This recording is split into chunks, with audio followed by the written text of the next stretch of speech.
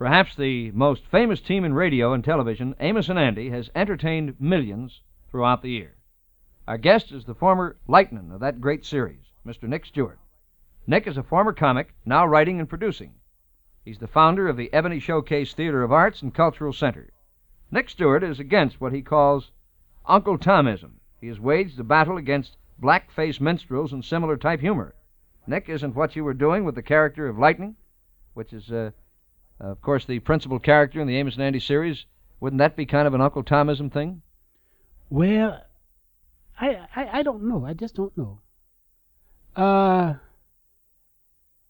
As the last part of the question again, I'm trying to understand the last part. Well, when you did the character Lightnin, wouldn't a lot of people refer to that as Uncle Tomism? Well, they might, yes. Let's be fair about it. Would you? Well, in a way, I would have to look at it as, even though I would say I'm against the character, you'd have to understand what I mean when I say I'm against the character. At one time in the United States, we didn't have roads, you know. And then all of a sudden we had, to be walking on a back street, when you've got roads, you understand? There's a better way today, Amos and Andy, I would say, sometimes they say if something has brought you across, don't knock it. Well, Amos and Andy has brought me across. And I wouldn't want to make Mr. Garza or Mr. Krell think that I was against them. I would like to have them understand, and everyone else understand why we would be against the program. Well, I have had the pleasure of working with Mr. Cantor, Eddie Cantor, and Victor Moore. I've been in many Broadway shows, and I've always been taught that comedy was something that you did not ridicule. It was something. It was something that you could enlighten and entertain at the same time. And did you think you were very enlightening, Lightnin? Well, oh boy, these are good questions, and they're fair questions. Well, I would say you cannot progress any further than the people are ready for progress, and this was the highest concept I was allowed to present. You're saying then, within the framework of what you were permitted to do, you were a working actor, and that was enough for you at the time. At that time, that was the best that I could do. It was the best job afforded me. I had always wanted to be a Broadway comic, and this Amos N Andy show, even though I was against the ignorance that we portrayed in the I've been taught that in comedy you were clever and you tried to be enlightening in your comedy. Well, do you believe that was any more demeaning for you and your race as a Negro than Barry Fitzgerald and what he did to the Irish image? Oh, Barry Fitzgerald was not a comic. Barry Fitzgerald was an actor. But he did a lot of comedy, things like in The Quiet Man. What was he? He was a little drunk that went around cadging drinks and an occasional dollar bill from the squire. Well, let's look at it this way. You see, you'd have to understand what I'm talking about. I'm speaking now about a people, the people I represent. I have children, and the other children, and I know what these people are trying for. They are striving to come up out of old great depressions. And Amos N Andy was one of the only things we were permitted to see. This is one of the only shows this is one of the only types. In fact, this was the highest America had gotten in that day and in that time to presenting a Negro comic. But can I offer you something for your consideration? Please. I grew up with Amos N Andy, as I told you just before we went on the air. Mm-hmm. This was something that we tuned in on. Mm-hmm. This was something that my father wouldn't allow missed night after night after night. I understand that. I did too. And it seemed to me that in those days, America, while being very unfair to the Negro, and still in many ways is being unfair to the Negro, America loved the Negro. Yes, I don't question this. Because these people on the Amos N Andy show, I think, while you may consider it demeaning, I say that they gave all of us a greater insight into Negro humor than anything in the world. Well, now, again, I would resent the word Negro humor. I mean, humor is universal. There is no such a thing as Negro humor. Oh, Mr. Stewart, I disagree with you. Well, I understand. Well, listen. I think two Negroes can communicate with each other, and they can say something funny that would be entirely lost on somebody who just stepped out of a Park Avenue apartment. A Caucasian that didn't know about the culture and the background and some of the little words that are used, that are slight variations of words that are normally used in everyday grammar. I understand. I understand. I get the point. Who can say baby and mean more things by it than a Negro? Yes. To me, a baby is something that you find in a carriage. I understand. But depending on the intonation that a Negro uses when he says baby, he can mean that it's a big pal of his. It can mean that she's a lovely lady. I understand. Or whatever you say. I get the full message, and now we're striving to communicate. We're striving for understanding. Mm-hmm. And if I can get something across to you, we've accomplished something. If I can get across something to anyone else who is listening, yes, sir. I think we've accomplished something. Now, we're trying to get away from stereotypes or any other people, Irish, Negro.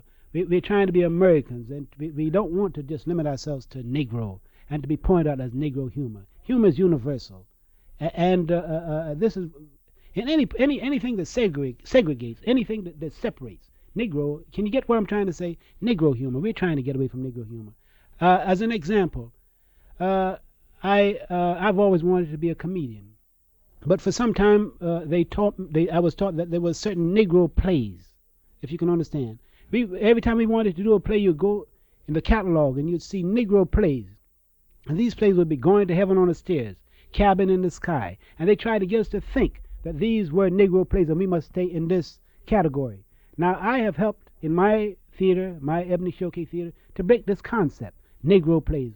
And the critics, Los Angeles critics and all of the critics who've seen our plays, we have helped to enlighten producers to see that plays and humor is universal. But on the other hand, what is wrong with being different and being liked for your difference? For example, I couldn't see a Negro in your theater playing George Washington. Well... maybe George Washington Carver, but not the father of our country. Well, we have George Washingtons in every land and in every country. Every country has its concept of a George Washington, and a George Washington does not come in colors. And the qualities that would make for a George Washington are not colors, but intelligence. But the one that we had did have a color, and he was technically known as white. Well, one day we're going to come to a point where if a Negro has the qualities, that he would be George Washington too. He would. We cannot separate intelligence. We cannot limit. This is one of the big mistakes that I think people have made. But white people. I have a strong point here. All right. This is one of the points that white people have made. They have been thinking that to be white would be to be godlike, and to be white would be right. Now we are coming to, and the Negroes have made the mistake, and some of them turn around and say, no, God is not white, he's black. And we had the black Muslims. And again, now intelligence is what we're striving for. We'll come back to you, Mr. Yeah. Stewart, in a moment. It seems to me, Mr. Nick Stewart, and you're striving to get across that there is no more Negro humor as such, or Jewish humor, or Irish humor as such. You are attempting to obliterate Negro ethnic pride. Now, we ought to all have some ethnic pride, shouldn't we? We ought to be glad of what we are and try to take whatever we do have and emphasize it and give it all the freedom that this art or this talent or this skill would require. Very good points and whatnot. But my son doesn't want to be reminded of slavery and the old things. This is a new day. And if we're going to progress, I think we're going to have to forget the past and look forward to unity in ideas, intelligence, understanding. I think we're going to have to forget I don't see where it does us any good to remember, and associate with slavery and outmoded concepts. But it sounds to me as if you're attempting to journey into a world of unreality, because it seems to me that we cannot deny that there once was slavery, and out of slavery came a great many evil things, but also out of slavery came a great many new ideals. I agree, but we are out of slavery now, aren't we? We are, but it's part of our history. It's part of our joint culture, if you will. Yes. Yours and mine. I understand. Again, I say we're striving for understanding. And you would understand what I mean if you were a comic. I know that I consider myself one of the... I felt I was as equal to Red Skelton, Milton Berle, or any of them. I'm a stand-up comic beside the comic that you see on the stage. I've played every theater in the country. And one of the things that I thought was against me was I was told that I had to do a certain pattern. This is Amos N Andy is not my concept. It's an appeasement. It's what the white man wants to see us do. And so we went ahead and did it because we thought it pleased him. And we made a living. I mean, between him and our landlord, we went ahead and gave him what we thought he wanted to see. How did you feel about Stephen Fetchit? I thought Step was this again was a product of his age. Amos N Andy was a product of the age. He wanted to see us scratch our head and be slow and what have you, and so we did it because we thought that's what you wanted to see. But there are some Negroes that do scratch their heads and walk slowly, aren't there? Joe, again, let us say again, if there is to be any, let me 2 points I want to bring out. If there's to be any progress, you don't pick out the worst in the people. I've been taught this by Mr. Cantor, Eddie Cantor, who I have great respect for. I had the pleasure of working with Victor Moore and some of the great comics. And you don't pick out the worst in the people. You don't depict the worst in the people, the slowness, the laziness. Comedy and drama is a great field of enlightenment and to bring understanding. You don't pick out the lowest elements in the people. Well, in every comedy, there has to be tragedy. Otherwise, you don't have the conflict and you don't have the laugh. Well, you're trying to make us hold on to a real tragic situation that we want to get away What about the from. Goldbergs? Remember the Goldbergs Yes, on the I radio? know. Oh, man. You see, you happen to be talking about a subject that I know about, and the Jewish people have outmoded it. They've gotten away from it. The Irish people have fought it.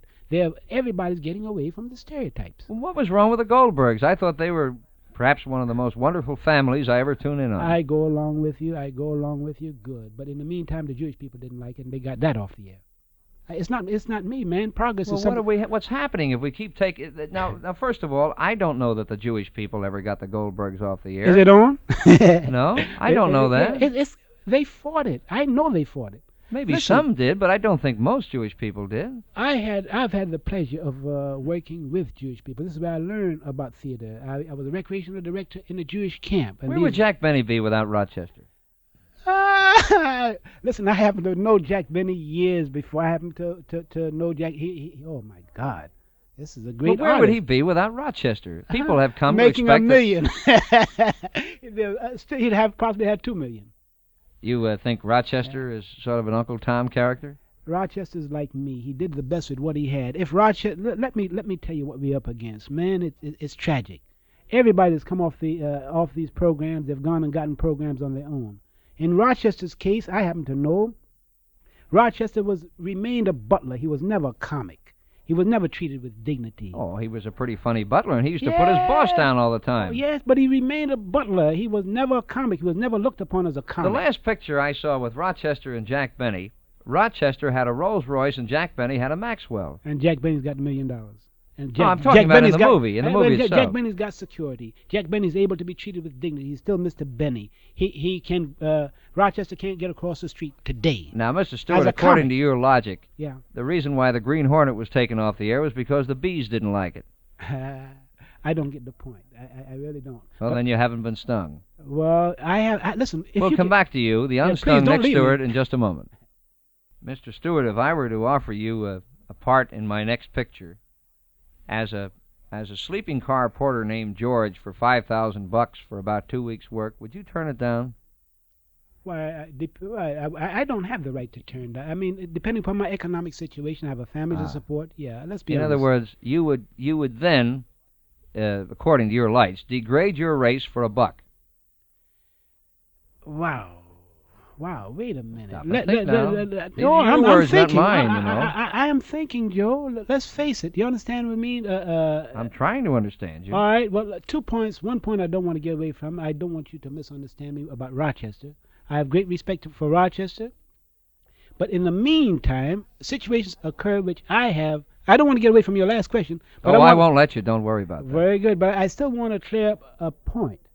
I said all of the other people, they go from these stooge parts to owning a program. Rochester and me and the other comics can't get across the street. We can't get work. The average Negro actors are starving to death. I'm telling you, we have, in my theater, the actors are meeting there because of the terrible unemployment situation among us. Rochester, like any other stooge, would be owning his own program today. This is what I mean.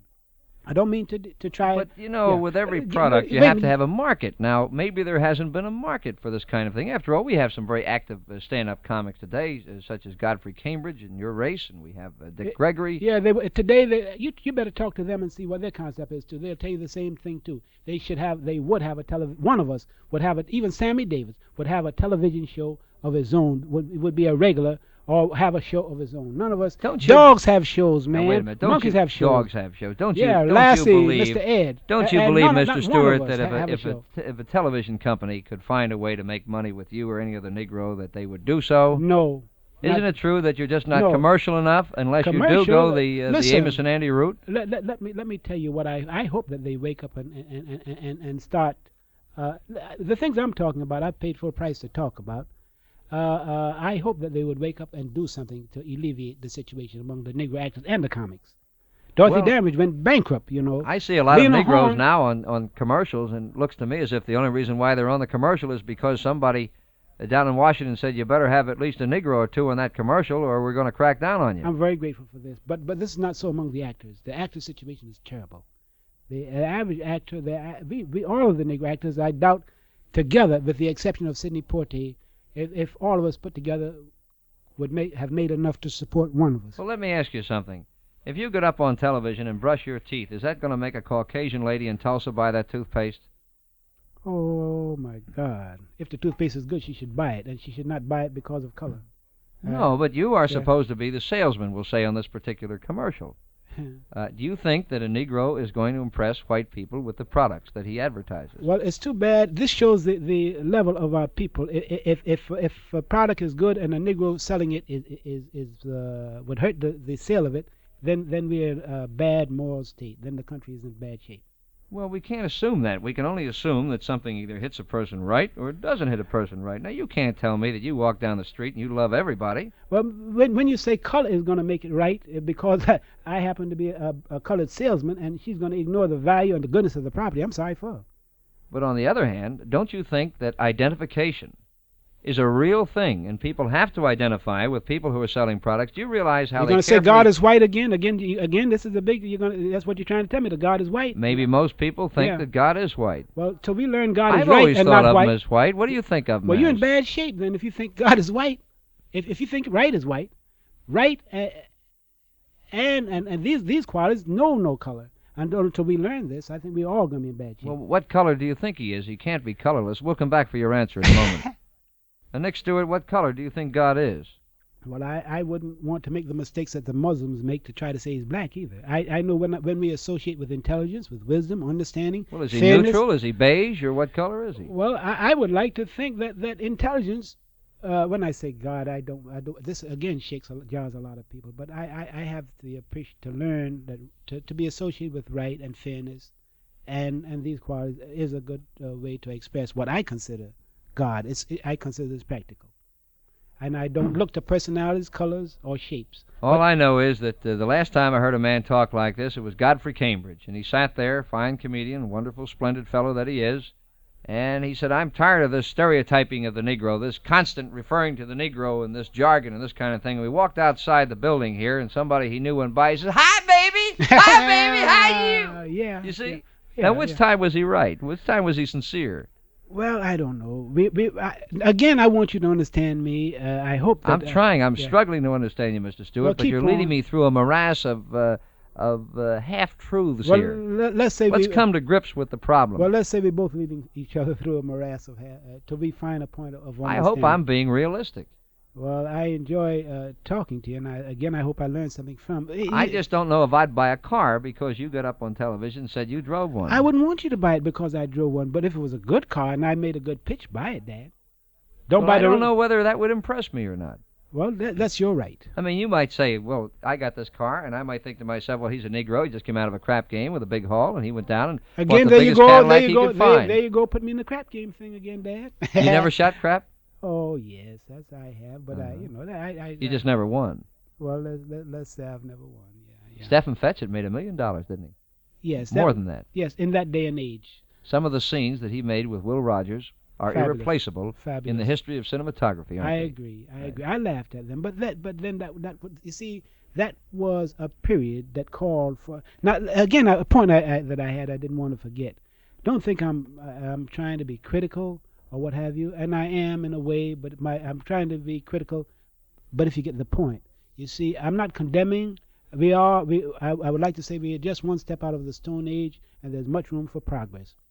I'm not criticizing anybody, but I would like to progress, and we are striving. Mr. Stewart, that sounds very platitudinous to me. Hey, listen, remember, you're talking to a man who didn't go to college, and what so is that word? So are you talking to a man who's never been to college? Yeah, well, what's the meaning of the word platitudinous? It means that your conversation is cliche-ridden. You're using old sayings, old platitudes. Oh, you see, what you're really trying to say is there's no difference between you, Nick Stewart, and me, Joe Pine. And we can look at each other and know there's a difference, and there always will be. I've got blue eyes, haven't I? But, baby, your eyes ain't going to help you.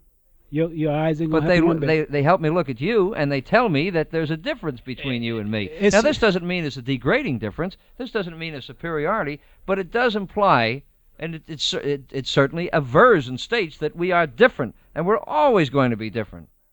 Now, I don't want to marry into your family. I'm sure you don't want to marry into mine. I didn't ask you. I'm married. I say, your family, you see. Yeah, I don't want to marry. It's better that way. I think Nick Stewart ought to have his own family. I think he ought to have mine. Well, good. But, Joe, look, you select... But don't try to sell me any toothpaste. Well, you select the wife of your choice, and I select the wife of my choice. If my son and your daughter saw each other and they liked each other, let them mind their own business. Nick Stewart, on that note, I'll see you in the movies. Yeah. This is Joe Pine. Thank you for listening, and straight ahead.